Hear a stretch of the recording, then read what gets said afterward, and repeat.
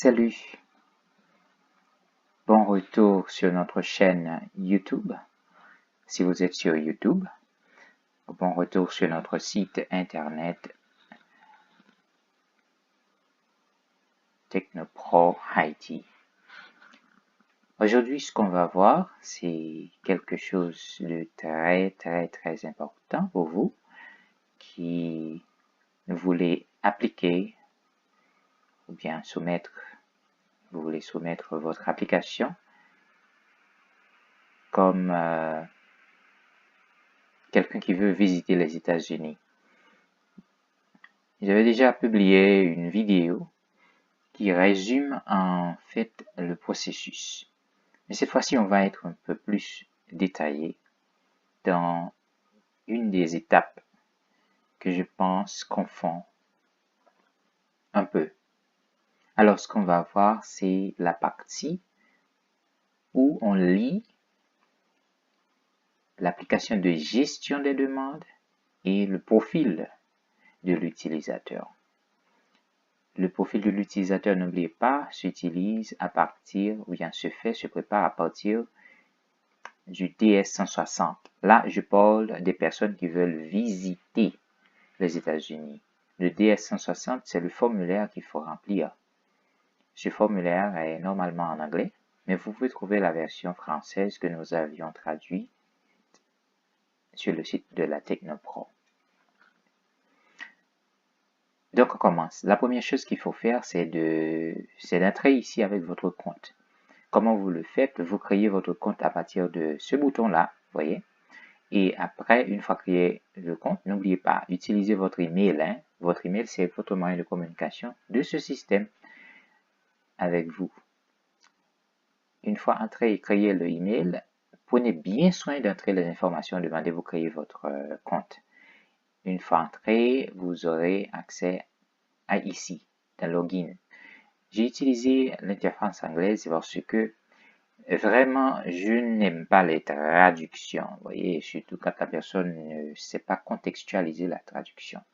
Donc, je préfère utiliser la version originale comme ça, je peux vous expliquer mieux, d'accord? Donc, c'est pour cela cette version, je l'explique en français, mais je vous montre ce que dit vraiment le document original, qui est le site original. D'accord. Donc maintenant, une fois entré, vous allez avoir votre login qui apparaît en haut et votre ID d'utilisateur. Ça, c'est votre ID d'utilisateur. Normalement, vous n'utilisez pas vraiment ce numéro. C'est un identifiant qui vous identifie bien sur ce système. Et vous aurez les boutons le plus utilisés. C'est ce bouton que vous allez utiliser le mieux. New Application, une nouvelle application. Et là aussi, si vous avez déjà commencé l'application, vous pouvez planifier votre rendez-vous, comme c'est dit, Schedule Application. Et Group Scheduling, c'est pour les rendez-vous de groupe. Et Provide Feedback, c'est quelque chose que je vous recommande. Vous utilisez cette interface pour contacter l'ambassade et automatiquement, vous aurez les réponses à partir de votre email qui sera copié. N'oubliez pas, cet email ne doit pas être un email fictif. Donc, utilisez votre email normal, ok? N'oubliez pas, nous sommes en 2019 et l'email, c'est votre adresse digitale. Il y a beaucoup de gens qui ne comprennent pas cela, mais s'il vous plaît, je vous prie de comprendre ça maintenant. Il faut avoir un email. Et moi, je vous recommande d'avoir un Gmail pour plusieurs raisons et par expérience. Et dans Update Profile, c'est quand vous avez déjà écrit quelque chose et vous voulez juste actualiser votre profil.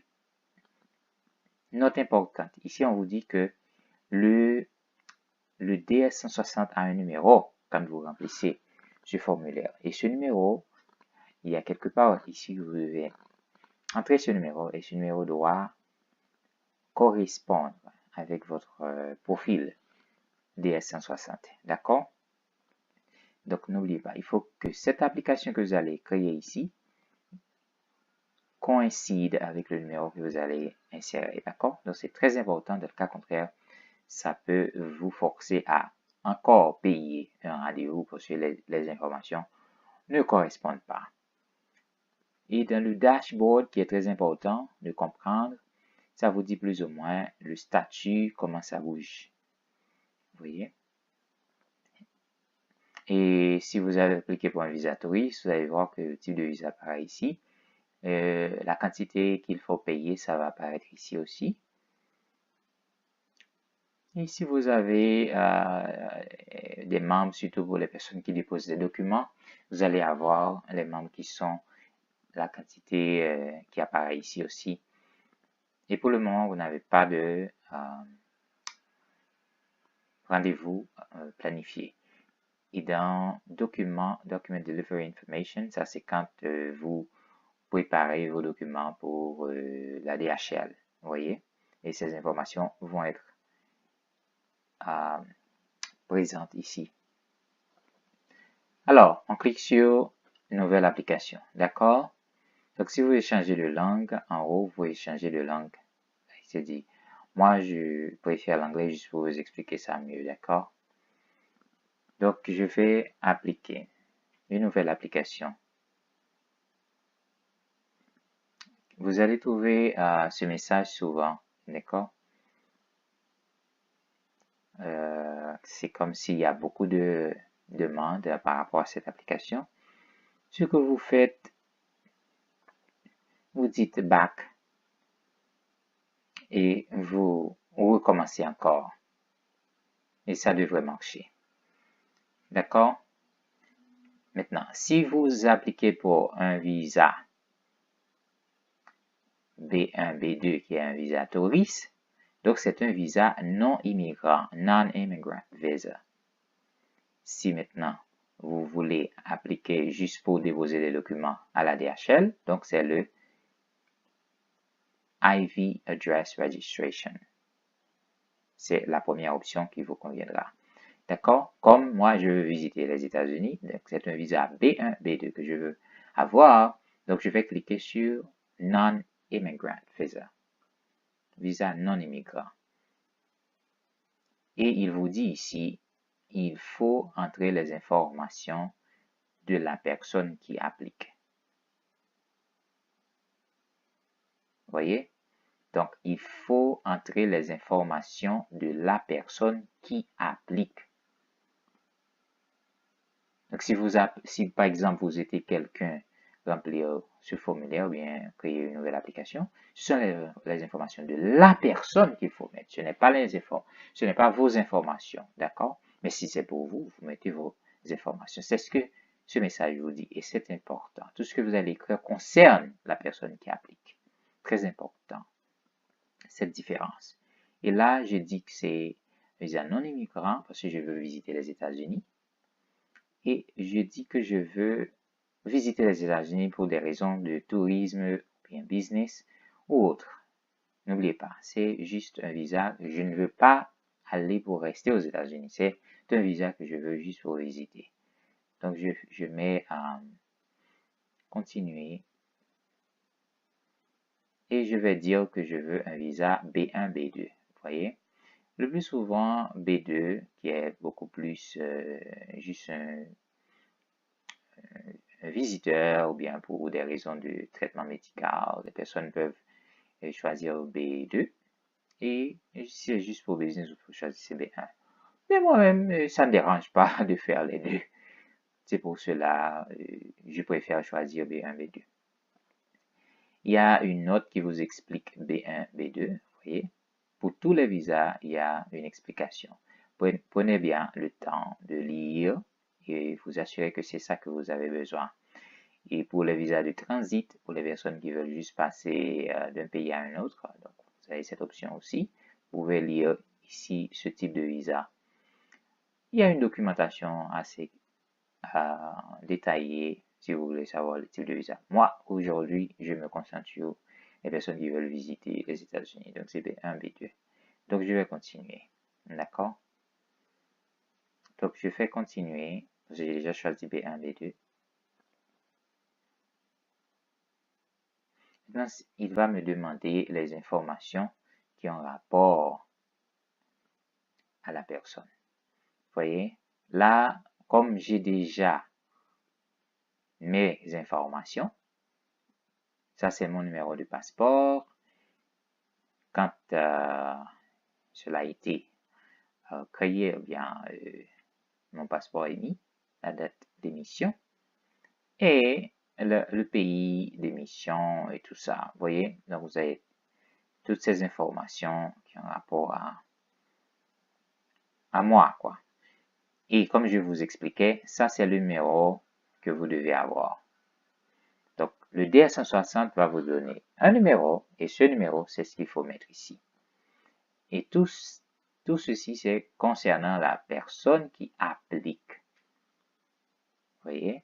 Donc, il faut mettre ce numéro ici et c'est obligatoire. En rouge ici, comme vous voyez, ça veut dire que c'est obligatoire. Et je mets mon numéro de téléphone de contact, mon email et tout ça. Vous voyez? Donc, au moment où j'ai appliqué, j'avais cette adresse. OK? Donc, une fois que c'est rempli, toutes ces informations, et bien rempli, bien sûr, je mets... donc, ce que cela veut dire, ne continuez pas ce processus si vous n'avez pas encore le formulaire DS160 rempli ou complété ou soumis à l'ambassade. Vous voyez, ce formulaire DS160, il faut compléter et soumettre à l'ambassade. Une fois que c'est fait, vous venez ici, vous mettez ce numéro et vous complétez ce processus. D'accord? Maintenant, je vais continuer avec mon application. Je vais laisser ces données comme telles. Mais il faut mettre les informations correctes. Bon, j'ai perdu la connexion un petit peu.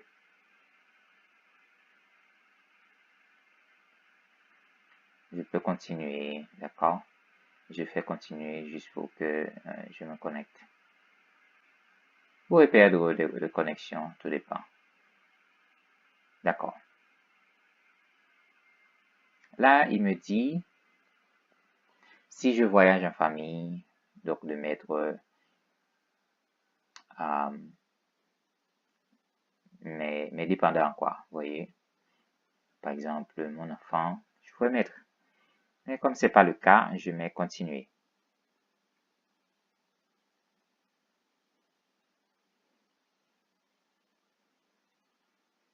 Vous voyez? Très important ici. Avez-vous déjà, si vous avez déjà un visa américain, vous voyez? Si vous avez un visa américain, vous dites oui. Donc, il comprendra que c'est un renouvellement. Sinon, vous dites non. Vous voyez? Dans mon cas, je pourrais dire oui, parce que j'ai déjà un visa américain. Donc, dans votre cas, vous dites non quand vous n'avez pas de visa américain. Vous voyez? Donc, dans ce sens, moi-même, comme c'est la plupart, c'est le cas de la plupart des personnes, donc je vais mettre par exemple, je n'en ai pas encore. Donc, il va comprendre que je veux faire une demande. Donc, dans ce cas, il me demande où est-ce que je veux récupérer. Je vais dire que je veux ça à Port-au-Prince, par exemple. Il va me demander où à Port-au-Prince je veux récupérer mon visa. Vous voyez? Donc, je vais dire je veux ça à DHL de la capitale, à Toussaint l'Ouverture. Bon, si vous êtes à Pétionville, donc choisissez le lieu de livraison qui vous convient. Donc, je fais continuer. Je dis que c'est DHL Port-au-Prince.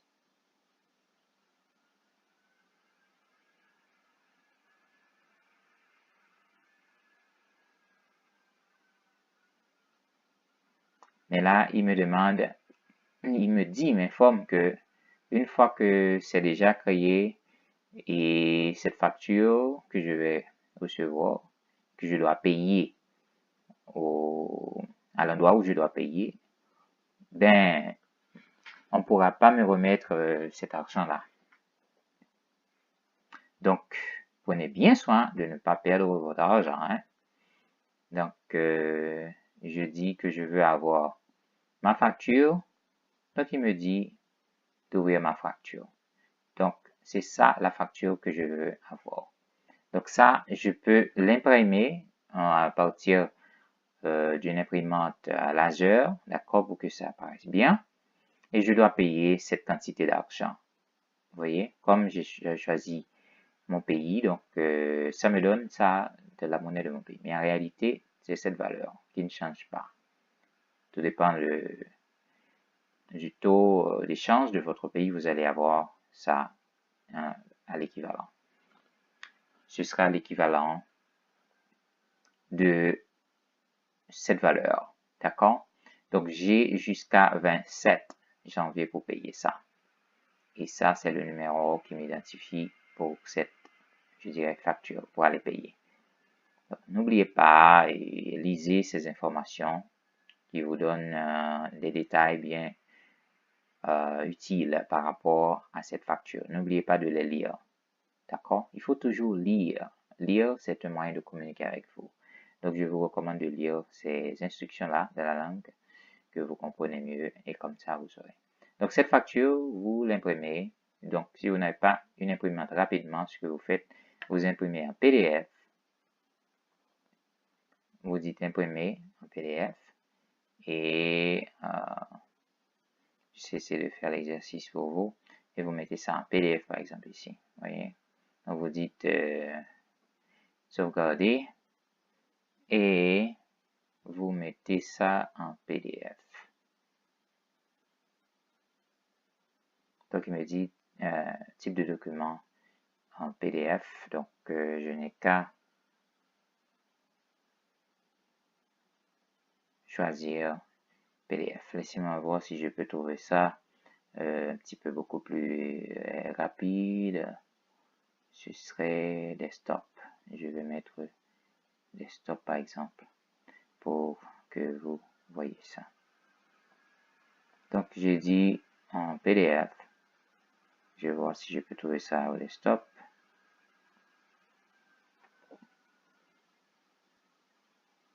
Donc, voilà. Je l'ai ici. Vous voyez? Donc, je n'ai qu'à ouvrir.